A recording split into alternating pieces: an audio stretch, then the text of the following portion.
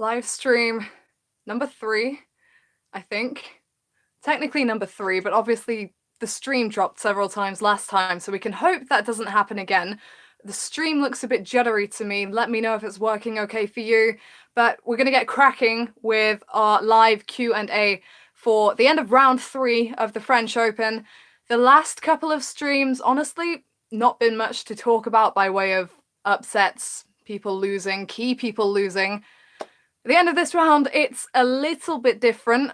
A handful of the very big names on the women's side. I'm thinking top seed Naomi Osaka, 23-time Grand Slam champion Serena Williams, number 2 seed Karolina Pliskova, all out, all gone, out of the contest, and I believe all 3 of them were in straight sets as well. What do you know?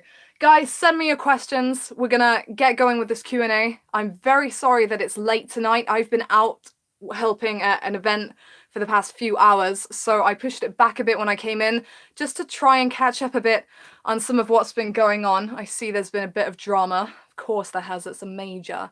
And Serena's gone out, so tells you one or two things. I apologize if I lack energy tonight, and if I'm a bit sarcastic.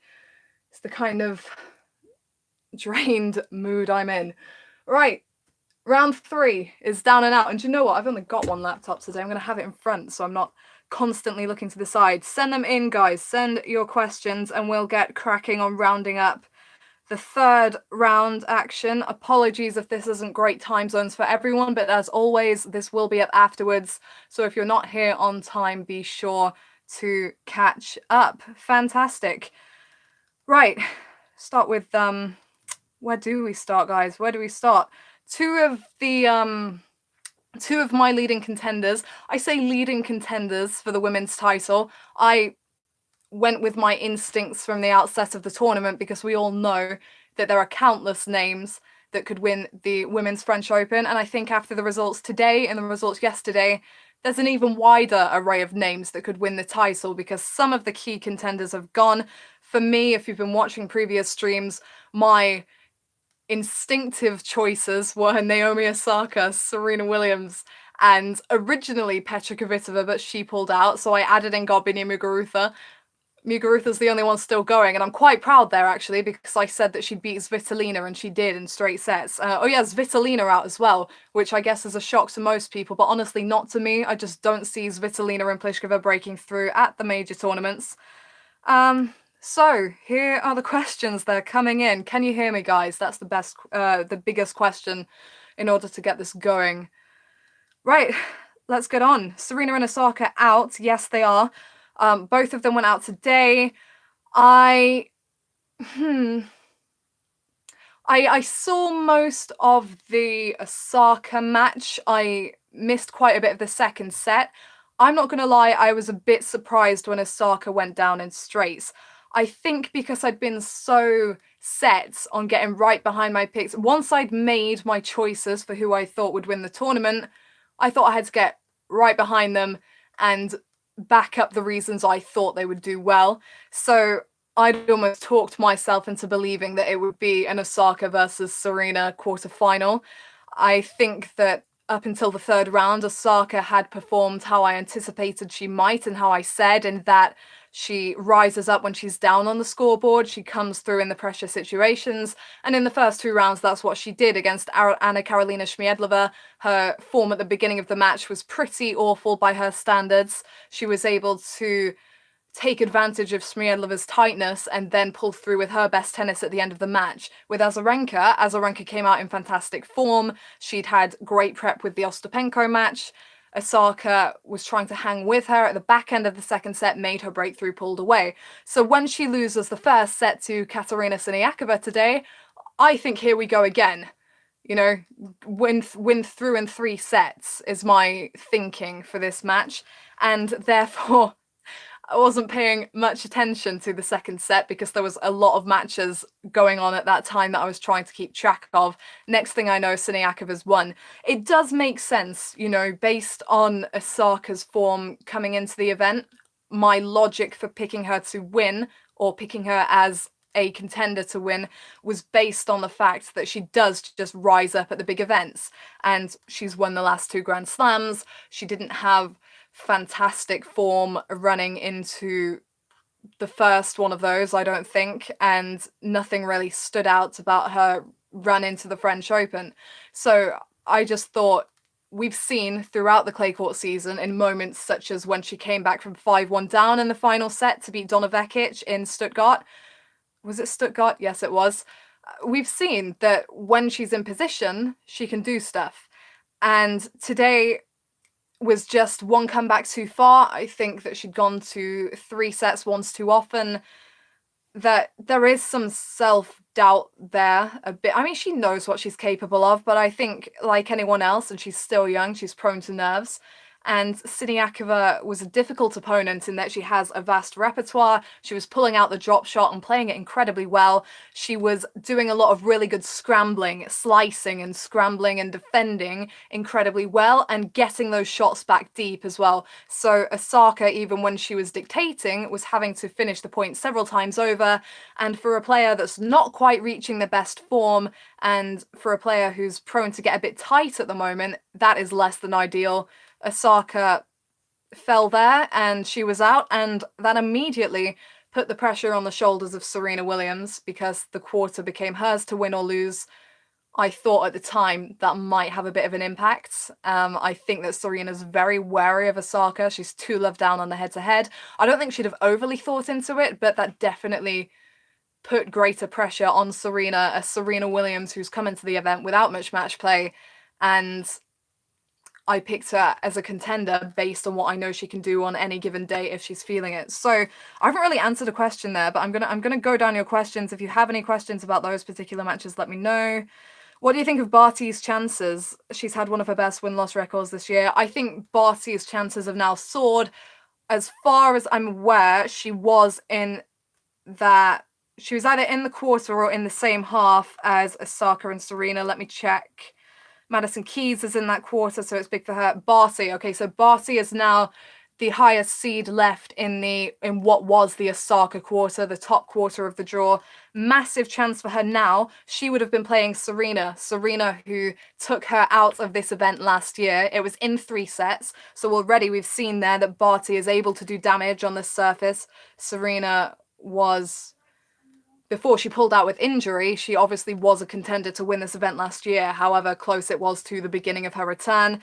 Barty has a phenomenal repertoire. We talked about Siniakova having a lot of weapons. Barty, I think, sets the standard at the moment on the WTA for being able to do a lot of different things with her game, to adjust to the person she's facing. And, you know, with the experience she had so early on in her career with doubles, at age 17, she'd reached 3 Grand Slam finals. That's really instilled great variety in her game. She's won Miami. You know, it's all working for Barty at the moment. And even better for her, I still think she's getting overlooked a bit. There are people naming Pliskova and Svitolina as contenders coming into this tournament. How many times has that happened, and how many times have they lost? I honestly, personally, I'm not sure I see either of those two winning a major. Pliskova more so because she's had so many chances and let them go. And I think you look at someone like Barty and the way she's able to adjust and the range of options that she has, and maybe she shouldn't be as overlooked as she is. She flashed her way past Andrea Petkovic today, 6-3, 6-1.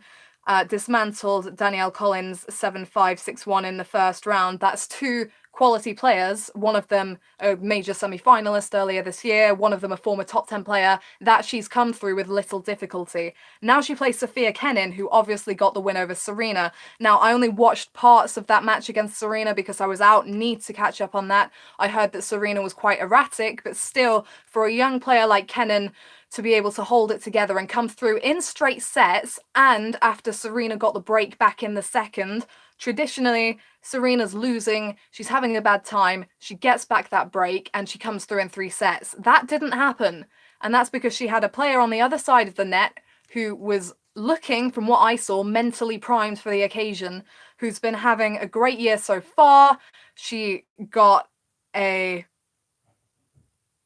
title earlier this year, and, you know, she could give Barty some trouble. I think, that this quarter, Madison Keys is there. She's capable on the surface.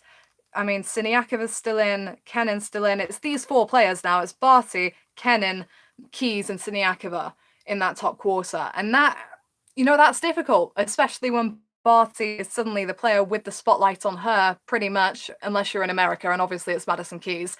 But by ranking, she's expected to come through. It's not easy, but it's certainly open for her.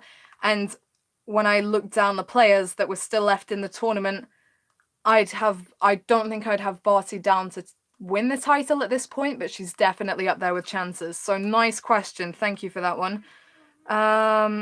What are you thinking about the match, Tsitsipas versus Wawrinka? That should be a good one. I was very impressed with Wawrinka against Dimitrov. Showed the contrast in those 2 players. Dimitrov and Wawrinka actually for lots of that match were going toe-to-toe. Obviously, they've both got great backhands, able to come to the net and not shying away from that. The biggest difference between them, Wawrinka rises at the big moments, Dimitrov doesn't. And that's why Wawrinka came through in 3 tie breaks. He came back from 6-2 down in the final tie break. Dimitrov tightens up a bit. Wawrinka unleashed. He got the win. Very much deserved. And I think that with that particular victory, Wawrinka definitely marks himself out as one to watch. Potentially as a title contender. I know most people aren't looking outside of the big 3.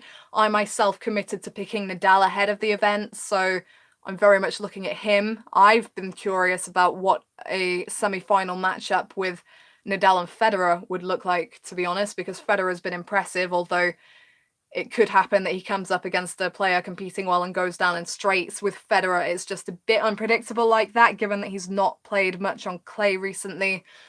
But as far as Wawrinka goes, he's in good form. Tsitsipas has impressed me for a variety of reasons this tournament. He plays in a Federer-esque style. He's slapping his forehand and backhand. He's coming to the net, and he's playing big in the big pressure moments, similar to Wawrinka, to be fair. And even though he should have won his last match against Filip Krajinovic more quickly, there were some really tricky moments in that clash that he handled incredibly well. We're going back to last night, so his match was carried over to today. He was... Let me get my head straight, sorry. So he was 2 sets to love up. At this point, Wawrinka and Dimitrov called it a day due to bad lighting. At that point, Tsitsipas was not down a break in the 3rd set. He then went down a break, and then did he go down a double break? I'm not sure. I think he went down 5-2, had the opportunity to complain and push to call it a day. He didn't, got his head down, got on with it, played in the darkness, and got it back to 5-all. And even though he came out today and he lost the tiebreak in that set, he was still able, when he was looking weary in the 4th set, to get himself together and make one last push in that 4th set tiebreak.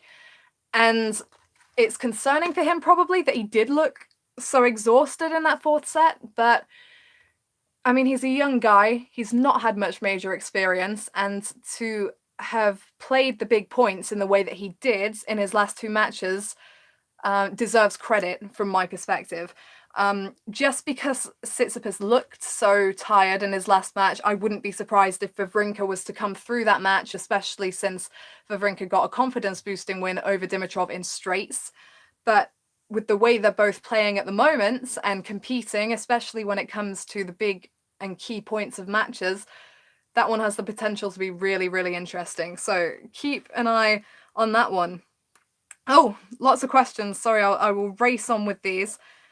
Someone says, I think Halep, Keys or Muguruza will win. I'm taking Simona Halep more seriously now. I kind of skimmed over her name at the beginning of the tournament, even though she played decently on clay leading in, just because traditionally, over the past few years, defending champions at Grand Slams on the women's side have not coped well. I should probably have taken her a bit more seriously after struggling through early on. I think she looked pretty convincing in her last match. I'm just making sure that I'm remembering the right one. Where are you, Simona? Yeah, Lazia Serenko, 6-2, 6-1, brushed aside. She plays Iga Swiatek now. Swiatek just turned 18, got the win over Monica Puig, who I know was terribly frustrated to lose that match. She won the first set 6-love, lost the next two 6-3 and 6-3, and was just too erratic. Swiatek is an interesting player, able to mix it up a lot. She was using the drop shot very effectively, and she can pack a good punch as well. She times her strike of the ball really well. If she makes the same amount of unforced errors against Halle as she did against Puig, she's going to be in trouble. But that one should be interesting, and I'm definitely taking Halle more seriously now than I was at the beginning of the events. And then, yeah, obviously, I said Muguruza from the start. I think that she was, yeah, she's my pick to win now, essentially. I'm sticking with her because I said her before, and she just ticked all the boxes. Under the radar, out of form, but won the title here before, and very capable on her day. Also had a terrible year last year, which is part of why I'm backing her to win a slam this year, because the only way is up, am I right? Probably not. Keys is a dark horse for sure. She's just been plugging away. I think she went to 3 sets, though, against Blinkova today, which might be concerning, but then again, better to drop a set there than against a player that's going to be more challenging. And Barty versus Martic final. Who knows? Petra Martic was very good against Pliskova, and it was a nightmare matchup for Pliskova because you have Martic, who's looping her ground strokes from the baseline. It's very annoying for a player like Pliskova who just wants to put that ball away. Pliskova had been incredibly impressive in her first couple of matches because she was just stepping in, playing like it was a grass court, putting away the 1-2 punches, attacking, and Martic was not allowing her to have those short points, and she felt the absence of that clearly. Someone says Johanna Konta is a great candidate. Yes, she is at the moment. Her draws opened up. Kiki Bertens would have been there. She went out round before last. She was a contender for many. Konta had beaten her, though, in Rome. And yeah, you know, Konta is one of many great candidates for the trophy on the women's side, especially now Osaka and Serena have left the proceedings. Why are you wearing a leather jacket? When I'm doing these Q&As, I have to set it up in advance, so I just use a generic photo of me that I've got where I'm wearing a leather jacket. If you're asking if I was wearing that leather jacket this evening, then yes, I was. Never fully dressed without a leather jacket, for sure. Should team boycott Roland Garros by winning the tournament? Not understanding that. I know there was some controversy with Team and Serena Williams in the press conferences after Serena lost. I wonder if anyone's going to ask me about that. Which player has surprised you the most? Ooh, good question. Not prepared for that. Who surprised me the most? I think I've always said in tennis, I try not to be surprised because I truly believe that anything can happen. If a player is in a Grand Slam main draw, they are there for a reason. They are there because they are capable of winning and capable of beating big names, right? So I try not to be surprised. Which player has surprised you the most? I was surprised that it was Siniakova that beat Osaka. I thought that if a player was going to take out Osaka, it would probably be one of the players like Azarenka. When I saw that Ostapenko or Azarenka was going to play her in the second round, I thought that might be where she trips, because Osaka over the last few months has struggled against players who have the quality of a top 10 player but not the status of that player, and therefore she struggles with being the player that's expected to win on those stages. So I didn't really expect someone like Siniakova to take Osaka down, so I guess Siniakova surprised me in that respect. On the men's side, I mean, I have been impressed with Tsitsipas' ability to grind through these big matches and to rise with maturity in the pressure moments. I've spoken about Tsitsipas a lot. I've watched him a lot. That's probably why. I'm just going to scroll down in case anyone else jumps at me. I thought Nicola Mahut's run was really good. A sad end for him. He would have been playing Federer if he'd made the 4th round, but came from 2 sets to love down to beat Marco Cecchinato, who was the semi-finalist last year in the first round, had another good win in the second. He can be proud of himself. And as far as the men's draw goes, I think that's probably it. No one's really made me raise my eyebrows too much. I think interesting that Nadal lost a set in his third round against David Goffin, only because Goffin's not been in great form recently. He played his best match in some time during that encounter, and I don't think Nadal had faced juice on his serve before that third set when Goffin just pushed through. He basically played 15 minutes of brilliant tennis in that match that got him back into it, but Nadal did very well to compose himself there. One more name, Fabio Fognini. I basically wrote him off over best of 5 sets because I thought he wrote himself off, but as far as I'm aware, he's still in and still going. So good for Fognini, I guess, unless he's lost and I've completely missed it. No, he's playing Zverev next. That's winnable. Zverev plugging away, dragging himself through, but another 2 5-setters for him, so we'll see how long that continues. I think he's been doing all right, to be fair. Could be doing better, but given his iffy lead up to the tournament, not too bad from Zverev. Oh, nice. What do you think about Fognini and Zverev's next match? And your thoughts about Djokovic's performances overall? Yeah, I've mentioned Fognini and Zverev there a bit. Zverev, I didn't blame Zverev for going to 5 in his first match when a lot of people were ripping him for it when he went to 5 against John Millman, who's in great form, quality player, quality battler, who does not let go and therefore tests the mentality as well as the physicality. So even though Zverev led 2 sets to love, I wasn't surprised he went 5, and I don't really blame him. He still managed to edge it out, so credit to him. I think that he should have got through his last match without going to 5 sets, Zverev, just because of the commanding position he was in. 2 sets to love up.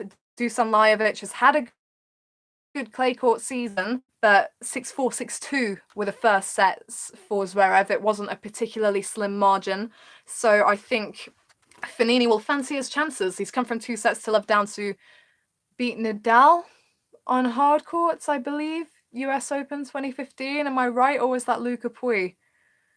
I forget, because both of them have beaten him there. My brain at this time of night is not in the best place, but yeah, number 5 seed versus number 9 seed. So that's the projected meeting in the 4th round, which you don't always see. So credit to both of them, but I think Fognini's got a shot at the upset there. But again, Zverev, not ideal scorelines, but has been pulling himself through. As far as Djokovic goes, I don't think I've seen a full Djokovic match yet. I tried to today, but there was so much going on at the same time. From what I've seen, very good, very efficient, which is what he's aiming for. Hasn't come really close to dropping a set. And a really good win in the first round over Hubert Hurkacz, had good form coming into the event, has weapons to trouble. Djokovic came through there. Today, this guy who was playing today, who I've not really seen, is it an Italian guy? Yeah, Caruso. Put up a good fight from what I saw. He was rallying toe-to-toe with him, but Djokovic, still the number 1 when it mattered. 6-3, 6-3, 6-2. Efficient, comprehensive from Djokovic so far. And I'm looking with interest at his next match against Jan-Lennard Struff of Germany, who I watched most of his match today against Borna Coric. I've had half an eye on Struff throughout the tournament. He's had a decent draw, and his game is working so well on clay. Big serve, big ground strokes, but also for his height, he's so quick around the court as well. Against Coric, he was getting up to these drop shots and volleys, getting passes, mixing it up, and all round very impressive against Coric. He held serve to stay in the match in the 4th set, won the tiebreak. Coric served for the match in the 5th set. Struff broke back, and there were so many tight games in that final set. Coric was playing decently. He was attacking the net. He was hitting his fair share of winners as well. Hit a few more errors than Struff, but for Struff as the underdog in that match to come through 11-9 in the 5th, I'm impressed. I was impressed by his performance. He's great to watch. I think the fact he went to 5 sets will cost him probably when he plays Djokovic, because I don't think he's going to get a straight sets win over Djokovic. If he's to get that win, I think it will be extended, and therefore energy and tiredness, or a lack of it, will probably come into play. So not great that previous match went to 5, but it's the biggest challenge that Djokovic has had so far, so it will be interesting to see how he deals with that one. Up to your thoughts on the 3 teenagers that made it through on the women's side. Swiatek, I've commented on, she's just starting to break through. She's got a lot to like about her game. I think when she's erratic, obviously it's not pretty, and there were patches today against Puig where, my sister was watching and she said, "How's this girl beating Puig?" But she's not really seen her on a good day. So, yeah, she's good, Swiatek, and she has a decent chance against Halep as much as she can do with the difference in their ranking. Where are we up to? All right, who are the other teenagers that made it through? I'm scrolling down. Kenin's 20. Anisimova. Okay. Oh my word. Anisimova versus Aliona Bolsova. Okay, Aliona Bolsova, I'm not sure if I mentioned this in the last stream. Last time I saw her was at a W60, so that's ITF event in February. She was in the semis, she was playing well. She fell. I was emceeing this match. She fell and left the court. She hobbled off in tears. Next thing you know, she's in the 4th round of a Grand Slam with the opportunity to make the quarterfinals. She's ranked well outside the top 100, but she's from Spain, likes the clay, has a game to do damage. She plays Anisimova next. And all the spotlight, all the attention will be on Anisimova. She's American. She's very young. She's 17, and she's looked great this year. I remember mentioning Anisimova actually in the last live stream. The firepower she's able to generate of her own accord. It's so slick, and she's so precise with the way she opens up the court. I'm surprised to see that it's clay where she's kind of breaking through, if you like. But at the same time, she's had a decent draw, so fair play to her. And I can see Anisimova moving into those quarters, but don't overrule Aliona Bolsova-Zadoinov. She's got a bit of a game on her. Donna Vekic seemed to be a teenager for ages. Oh, Marketa Vondrousova, is that it? She's 19, isn't she? Yeah, that will be the one. Yeah, Vondrousova. 3 interesting teenagers we've got in these quarters. Vondrousova, I had my eye on her before the tournament. She's, again, another player with the ability to explore a few options, play the drop shot, move her opponents out of position, that kind of thing, but also can serve big, check lefty. I've always compared her to Karolina Pliskova. Probably not a good comparison at this point in time because Pliskova's down and out, but no, Vondrousova, I think, has been a dark horse for a few people, and not without good cause. She's got a game on her, and she's got a decent draw. Anastasia Sevastova had to grind her way past Elise Mertens, and I have to say that was some of the best tennis I've seen on the women's side this tournament, from Mertens and Sevastova in that final set. But particularly Sevastova ripping that ball, 1-2 punches, mixing it up with the drop shot, responding to Mertens mixing it up and coming to the net. Brilliant match. And I don't think she'll be too wary for this meeting with Vondrousova, who's come through with a win over Suarez Navarro. But yeah, highly watchable matches in this 4th round. Won't know which way to look. Where are we up to? Don't understand some of these questions. Thought on the Muguruza versus Stevens match. Okay, so I think a lot of people were playing down Muguruza's chances when I mentioned her at the beginning of the event because of the draw she had. Obviously, she had to come through Svitolina, which she's done, and now she's got Stevens. Stevens, obviously an outside contender herself. With Stevens, there's always the potential for her to get erratic if she's pushed a bit in matches, and for her to tighten a bit as a result. She hadn't had the best season by a long shot before clay courts, Sloane. And my thoughts are that, I kind of have to back Muguruza to come through because I've picked her to win the event now. But that one has all the potential to be close. Muguruza beat Svitolina in straights, which I think is important. There are similarities between Stevens and Svitolina, who I believe played the WTA finals final last year. Both of them are very athletic and move well around the court. And Muguruza's consistency just needs to be there. Her first serve needs to be there particularly. And yeah, that one has the makings of a close encounter. And yeah, another match to watch for sure. Which football club do you support? keeping this strictly to the French Open, usually, but I'll answer this one. I've never watched football enough to properly support a club. I've gone through a few. Man United at one point. My older brother supported Man U, so hey, hop on board. I'm not even going to name them, but I supported a number of clubs because of specific players there. I am a Tottenham fan now. My younger brother is an avid Tottenham fan. Tonight was a sad night. I didn't see the match because I was out. Apparently, I probably didn't want to watch the match. I heard that it was low quality from Tottenham fans and Liverpool fans. So, but there you go, Tottenham for now. Lost where we are. Which are your favourite matches of third round women's and men's side? In terms of watching, on the women's side, the Sevastova Mertens match was a crazy match. It had so much going on in terms of drama, variety, ability. Really good one to watch. And I guess if you were just looking at seeds and names, that probably wouldn't have been your pick. But that's the great thing about these Grand Slams. Anything can happen. And that was a really good quality. Particularly the third set was a really quality set of tennis, which is great because it was under pressure as well. On the men's side, I did enjoy the Struff-Chorich match. I love these 5-setters, best of 5 for the win. So much drama, and the mental aspects of a 5-set match just makes it so different to anything you would see on the regular ATP tour.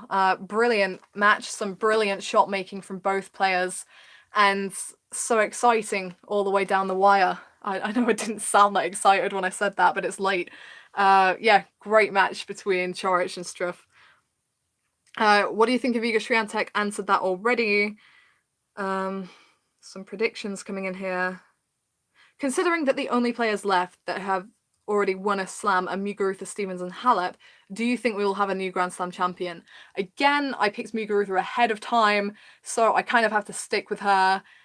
But there's definitely the potential for a new Grand Slam champion. And I don't even think it would be someone... I don't want to go out there and say this right up, but remember when Ostapenko won the French Open a couple of years back? She wasn't seeded. There was a lot of attention on players that had been establishing themselves but hadn't won a major yet. But Ostapenko, unseeded, hadn't even won a WTA title and came through. So if one of these three weren't to win the title, I wonder if it would be someone completely random that came and took the trophy, not someone like an Ashley Barty or someone, although she has, or a Donovan, no, maybe Vekic, Vekic. I mean, Konta and Vekic play next. That should be a brilliant match. They've had some battles. But yeah, I'm looking outside of the close contenders and I'm thinking, who knows? Sophia Kenin, maybe. It's just so open. Can't even remember the original question, but there you go. The second quarter, the Halep quarter, is the only one with a clear favourite right now, says Matt. Not that I'm writing off the threat presented by Swiatek and Anisimova. That's true. Based on how Halep's played, based on that she's the defending champion, on her ability on clay, she is the clear favourite to come through there. But then again, once Osaka was down, Serena was the clear favourite in the top quarter, and that didn't happen. So favourites doesn't say much at the moment, I guess. Where are we at? Someone thinks Vondrousova will beat Sevastova. Interesting. We've had that. Do you think Siniakova has a chance against Keys? Very surprised that she beat Sakkari and Osaka. Yeah, that's 2 good wins back to back, isn't it? For Siniakova. She definitely has a chance, and obviously Keys is another player with a big hitting game who might get frustrated if she can't finish things off quickly, and just being forced to play those extra balls could have an impact. Siniakova has doubles experience. She's able to turn the points around incredibly well, absorb the pace at the right moment and redirect it. She did that well several times today. So in short, do I think Siniakova has a chance against Keys? Heck yes, for sure. Oh yeah, Fognini defeated Nadal in 2015 at the US, Pui in 2016. Thank you for that. I knew it was one or the other. Has Karen Khachanov returned to the form that won him the 2018 Paris Masters 1000? I don't know. I've hardly seen Khachanov, or Khachanov, however you want to say it. I've hardly seen him this tournament, so I'm not sure yet. He's a player I'm meaning to catch up on the progress of. So yeah, we'll see with Khachanov. He's not had too much trouble, has he? I think he dropped a set in his last match, potentially. Excuse me while I scroll down these drawers to find where we are. Where is he? He's gone into hiding. Oh, hang on. He's playing Del Potro next. Okay, so he beat Martin Klizan in straights. That's a really good win. Klizan can get some great firepower across all surfaces, and that's a comprehensive victory for Khachanov. I even missed that he was seeded 10th. I didn't realise he was up that high at the moment.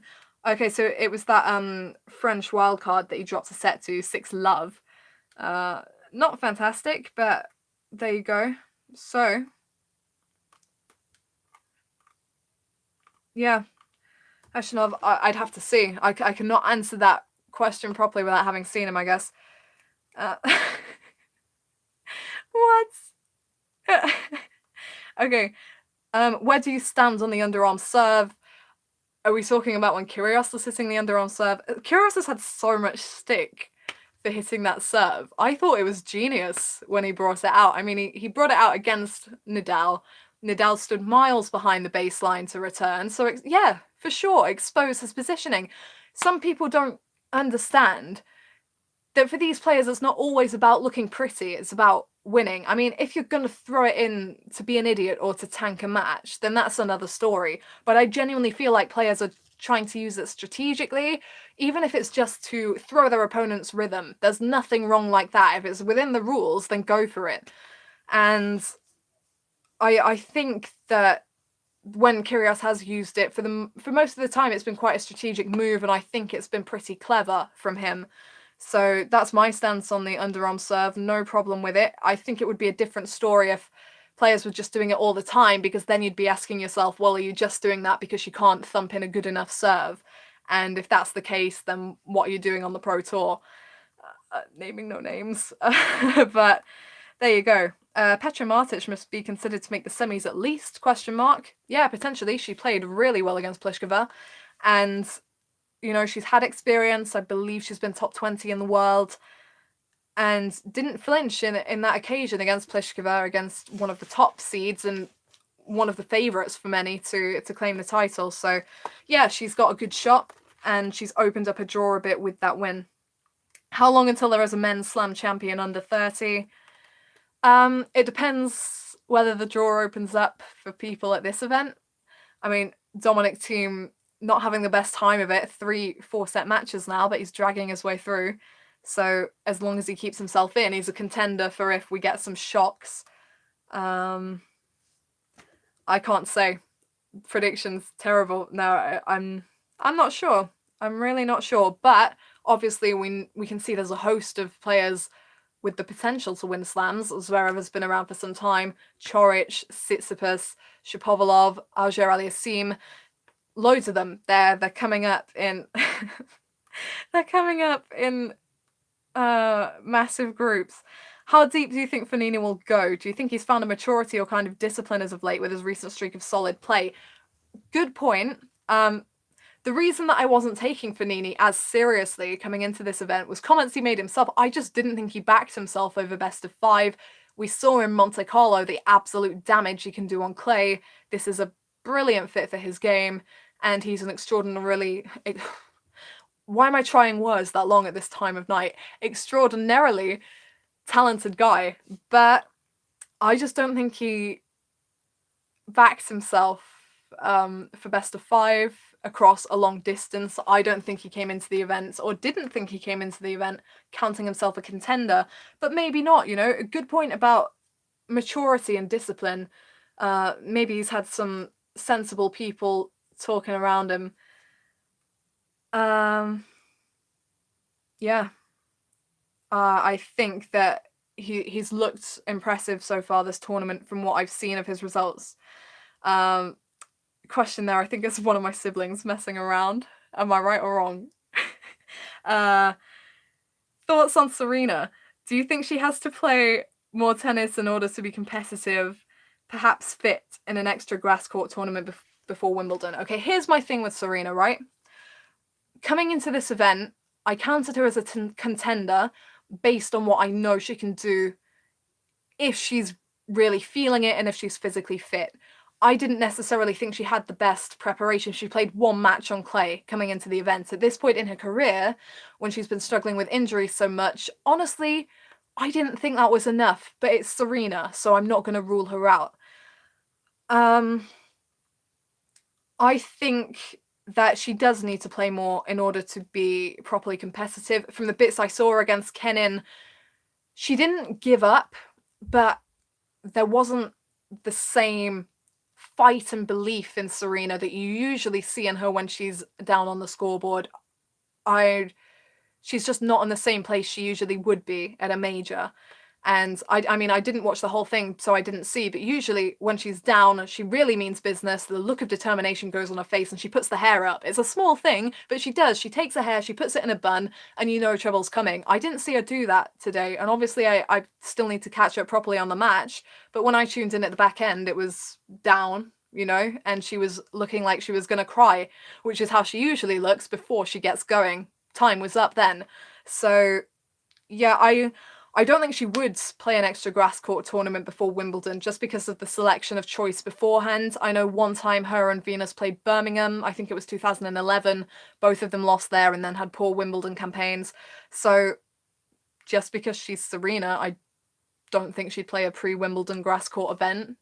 Probably might do her good to, or even go to an exhibition event before. You know, there are a few grass court exhibitions before Wimbledon where players are able to just turn up, play a match or two in competitive conditions without the pressure of prize money and ranking points, and just try and get themselves going. And I think that would be helpful to Serena.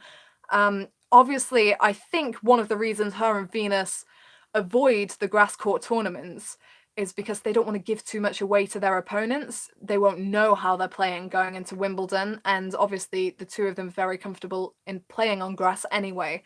So I think that it would probably do her good to play a match or two before Wimbledon on grass, but whether she will do that is another question. What are some of these questions?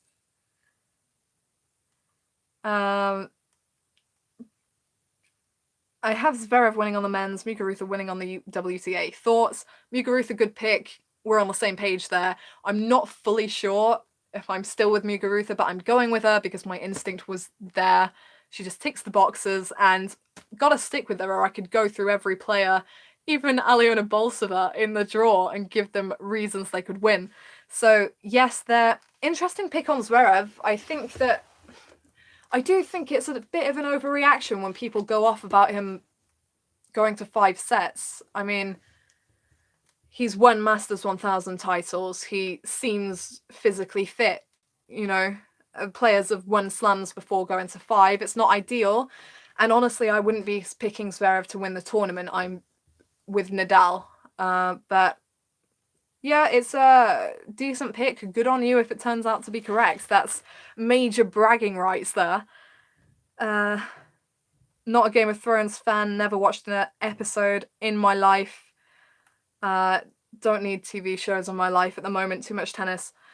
Osaka put too much pressure on herself at this event. Yeah, I think that's a big thing. She does put pressure on herself. I remember when she was losing a match recently, she said she was talking about the #1 ranking. Players usually make a point not to think about those kind of stats when they're in the middle of a tournament, and yet she admitted to that sidetracking her a bit during the match.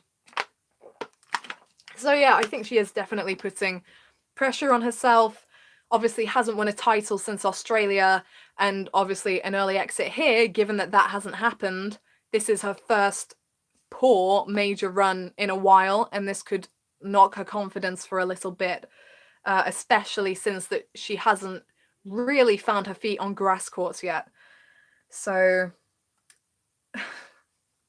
PewDiePie or T-Series, is that still a thing? Yeah, clearly. Oh, someone... Dead meme. Irani did a lot of underarm serves in a match I saw about a month ago. See, Irani is the name I was not mentioning. Her serve has been... I almost feel sorry for her. It's been appalling of late. And yet she's still winning matches, so credit to her, because clearly she has a ground stroke game that is somehow surviving at WTA level a bit without needing a full-blown serve, which is a talent in and of itself. So I never rated Irani as a player. I couldn't believe it when she made the French Open final. She had a good draw. But yeah, it's serves in an embarrassing place at the moment. But then, I mean, why did you skip me? How old are you? Is this my sister asking this question? That's my question to you. Is it you? Let me know. But comment on here, don't text me. Why are there so many Eastern Europe? I can hear her laughing. Why are there so many Eastern Europeans in WTA? Is tennis a big deal in Eastern Europe? Tennis is a big deal in Europe. I think you look at a lot of the top players, and a lot of them are coming from Europe. It's just, I guess it comes down to opportunity, and I can't talk about it in depth, but I know there is a lot of opportunity for tennis in Europe if you want to start playing. Obviously, it's not the same in every country. I remember talking to, I know this player very well, and I watched her a lot last year, and all I can think of, because her name sounds like, this is terribly embarrassing. Come on, she reached top 30, she was ranked outside the top 300, and she's Romanian. One of you can come up with it. I spoke to her, and she gave me a really good interview, and I would know her any day of the week, but I can't remember her name on the spot. Mihaela Buzonescu. I was thinking of Bushkova. Mihaela Buzonescu mentioned to me about, because she's from Romania, about having to graft her way up, and about having little to no support from the tennis federation in Romania. And so there are patches in Europe where it is still difficult, but as a whole, you know, Europe's in a good place when it comes to producing tennis talent.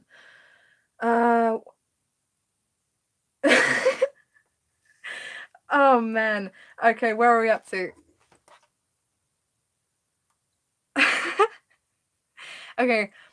Who of the big names in tennis do you think will retire soon? I wouldn't be surprised if we got quite a few retirements next year, because it's Olympic year, and it would make sense for a few of the names that have been going and going to stop there.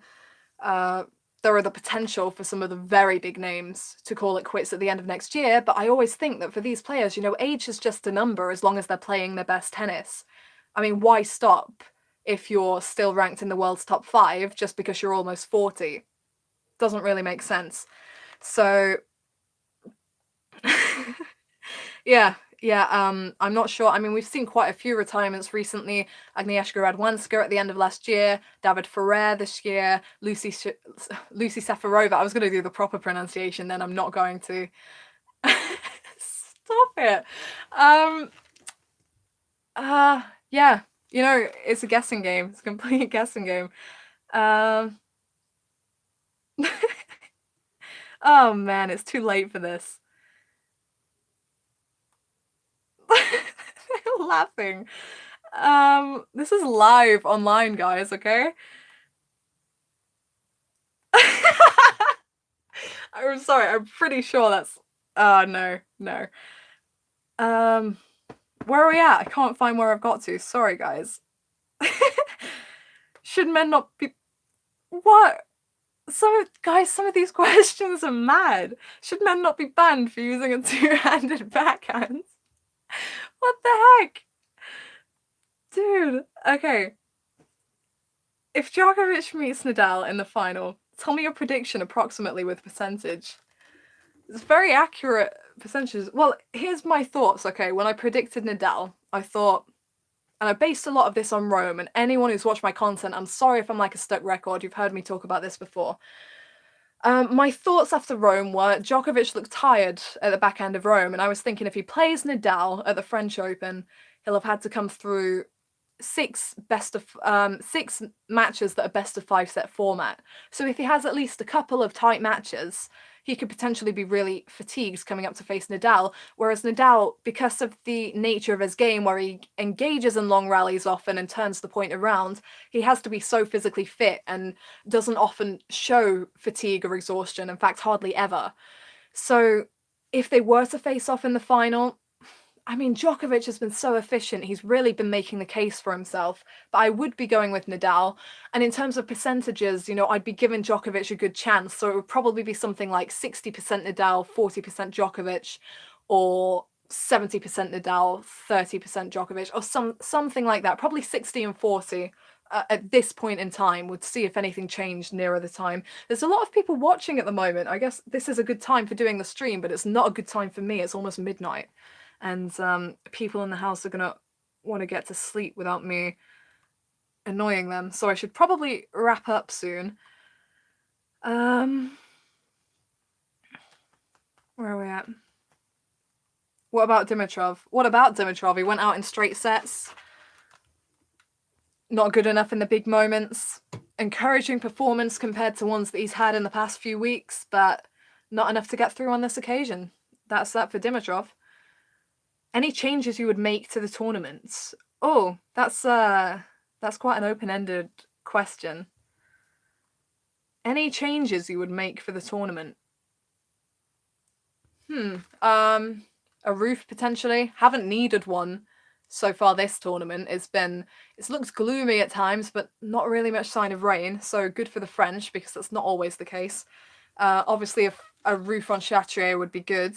Then again, I understand why these tournaments don't have them. If you're playing an outdoor tournament, you want it to be outdoor as much as possible. A change in the conditions can have an impact on the result of a match. I look back at the Wimbledon semi-finals last year, that roof being put on in real heat, great sunlight on the second day. In that match with Nadal against Djokovic, Djokovic edged the fifth set, and clearly, I mean, that one was hard to call anyway, but obviously the conditions were a better fit for Djokovic's game. It's an interesting and controversial subject. If Halep and Stevens reach the final again, who do you pick? Last year, I made a blunder, and the 2 years before, I'd picked Halep outright to win the tournament.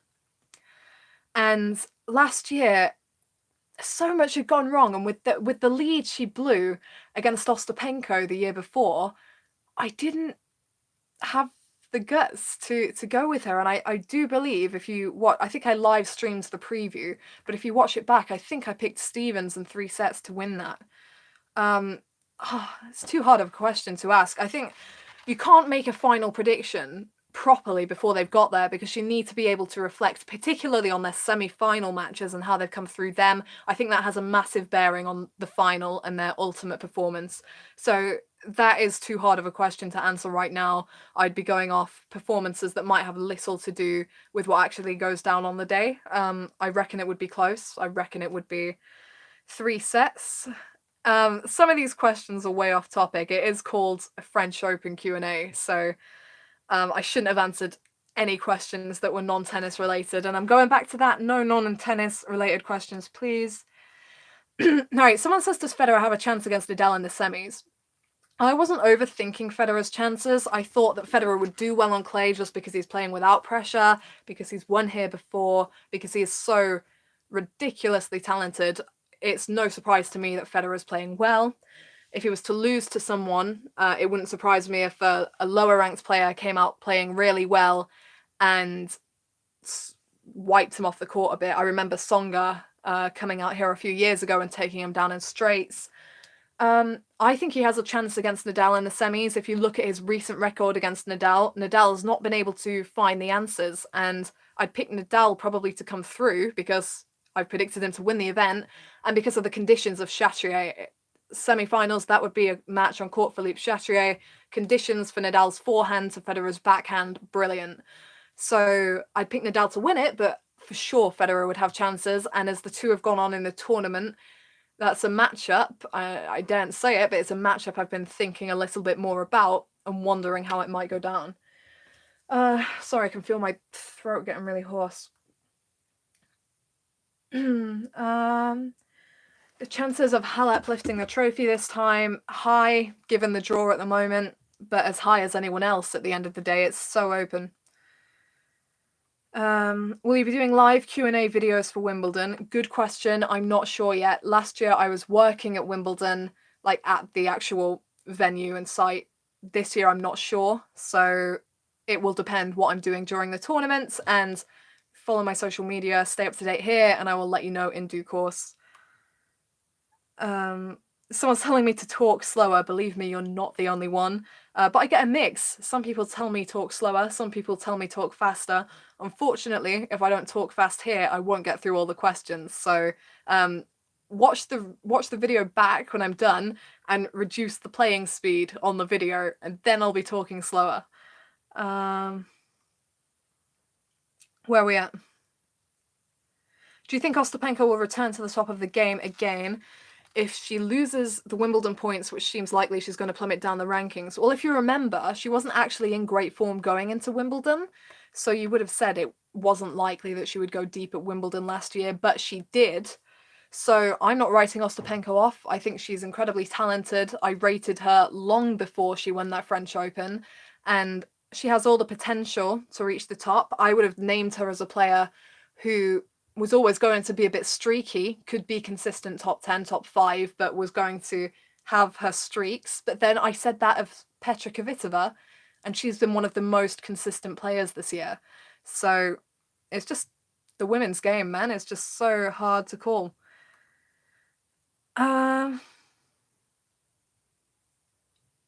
Do you think Murray can come back and win another Grand Slam? I do. And I've said this, it's Andy Murray at the end of the day. I've said this for a while, okay? And this is kind of not French Open related, but it kind of is, because he'll probably play at the French Open again. When Murray announced his retirement at the beginning of the year, it sounded a bit dismal, yes, but Murray wears his heart on his sleeve and he does tend to get emotional. And he never said the word retire. He never said he was going to retire. And a lot of people were kind of saying that for him and almost trying to retire him. Oh, good night. It's my mum saying good night. It's live, what was I saying? I can't even remember.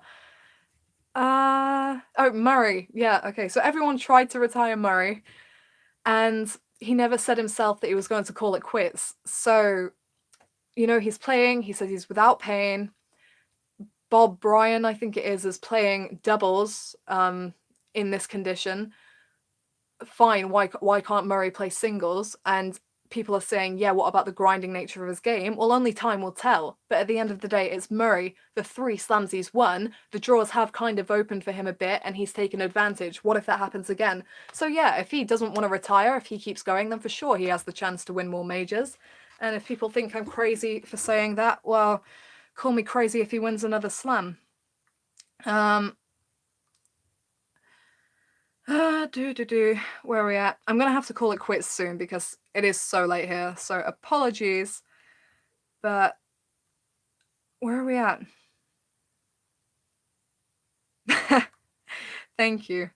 No, some of these questions now are just so off topic. Try to stay relevant. Oh man.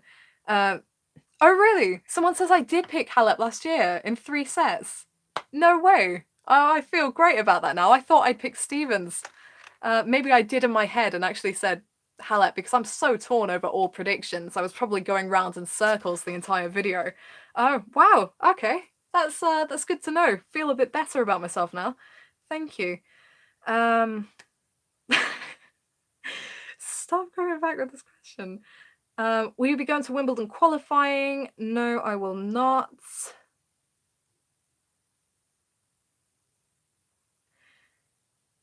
Oh, what is going on here?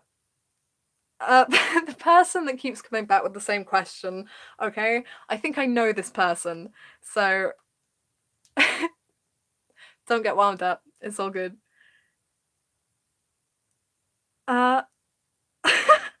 Okay. Which player do you find the most delightful to watch? Depends how they're playing on the day. There are several players that take my breath away with their best tennis, but these players are ranked top 100 for a reason. Most of them are capable of some brilliant stuff, so I can't pick one. And do you think Rafa wins La Duodecima next Sunday and rewrites history? I'm saying yes, I do. He's my pick. Picked him out of the big 3 who are the lead contenders, and have to stick with him. 11 titles speak for themselves. My favourite slam to watch, it changes between Wimbledon and the Australian Open. I like them both for different reasons, different surfaces, different time of year, etc. Nishikori pair thoughts. Benoit Pair's doing well for himself.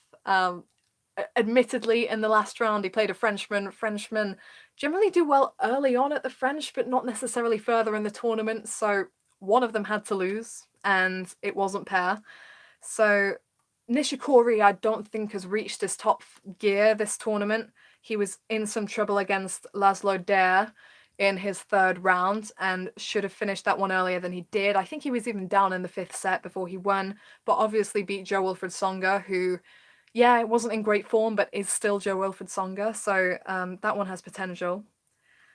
Thoughts on the new courts at Roland Garros? I just find it sad that they're ripping the place up. I like a bit of history, and some of that's gone now from the site, and they're still going. There are still other courts, and yeah, for sure, I know they have improvements in mind, but yeah, it's just sad to me to see things getting ripped down. Do you think they will ever introduce Hawkeye to the French Open? Or do you think they don't want to because it actually makes it more exciting for the crowd? Like today in the Serena Kenin match. I think they probably will, just because tennis can't resist changing things.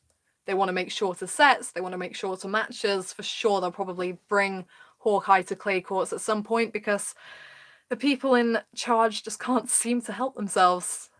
Things just have to keep changing, and there's a big push towards trendy new stuff like technology particularly. So yeah, I see them bringing Hawkeye in at some point. Obviously it would settle some debates, but Hawkeye isn't always accurate, so you win some, you lose some, you know? Right, I'm going to call it quits there because we've been going for over an hour, which is our longest stream yet. I didn't expect to be going this long, but thank you for watching, for tuning in, even though this was short notice. Thank you for your questions. Let me know if you have any more after this video is done. It will be up on the channel for you to watch back if you can bear to sit there listening to me rambling for an hour. Yeah, it's been fun. Thank you guys, and I'm not sure if I'll be doing one for the fourth round. When I do these, sometimes I do them for fourth round, but sometimes I go straight into doing preview and predictions videos. So in the comments to this, after it's been fully uploaded, let me know whether you'd be interested in doing another one for after the fourth round. It will depend on how busy I am as well, so we'll see what I'm doing. But yeah, thank you for watching. Please do subscribe to the channel if you haven't, so you can stay up to date with when things are getting uploaded. If you hit the little bell icon next to the subscribe button as well, that immediately notifies you when new videos are live, something like that. YouTube has their way, you know. So yeah, that's it for now. I stop rambling and I go and get some sleep. Thank you for watching, guys, and I will see you next time. Bye.